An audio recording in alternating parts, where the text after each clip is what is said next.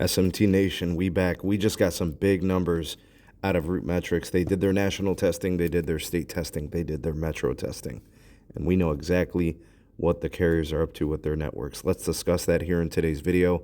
I'll be sure to provide a link to get you to that report if you guys want to check out the details. But in today's video, I'm just going to give you guys the brief overview. We'll do a live stream tonight, be tearing apart the full report. You guys can get more details on it. So stay tuned, subscribe for more if you're new, and then make sure you hit the notification bell to know when we drop those videos. All right, so here we go. How did the carriers do? Well, it's pictured. Here are your awards for the national testing from AT&T, Verizon, and T-Mobile. And it's pretty interesting. We've got huge improvements and leaps from all the carriers. Here are the details. All right, starting with AT&T. They won the most state awards.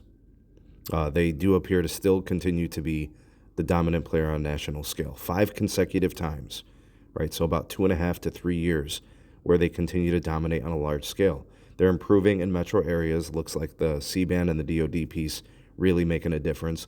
They now have shares or win shares in categories at a plus 29 clip, so they showed improvements. Median download speeds increased. 5G reliability improvements also occurred in 36 categories. 25% or more on speed increases across states and metro. So still dominant within the state testing. I know in metro, they now have wins or win shares in 434 different categories. So a lot can be said about their upgrade pace and how people view their wireless network motivations, but national testing from Root shows they're pretty good. T-Mobile, best 5G performance. 100 plus megabits per second in 121 of their 125 metros.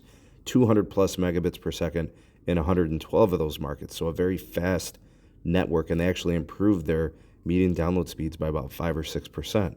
Fastest 5G speeds, best overall 5G experience. Really, their dominance comes in metros. They're still struggling in the state testing. They did have 392 categorical wins in metros when it comes to shares or outright wins within those categories. So a good showing from T-Mobile as they made some gains. All right, with respect to Verizon, the metro leader, 6 consecutive 5G reliability test wins, number 2 in state awards. They close in the gap a little bit with AT&T, kind of still leading there. Increasing 5G speeds in more places. In places where they were already very good, they got faster. Another example of 25% or faster speed increases. They're closing the state level gap, as I stated, with AT&T, and they've got 34 shares or outright wins in states. 771 metro categorical wins, shared or outright for Verizon.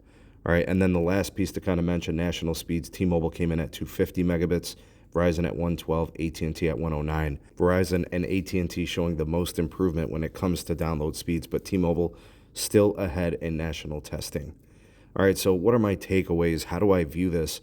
I see an improved version of all networks. I see C-band making a huge difference for AT&T and Verizon when you look at reliability and improved speeds. And with respect to T-Mobile, they continue to lead based on national testing and speeds, but they still struggle outside of metros, and that impacts their state level and national level testing.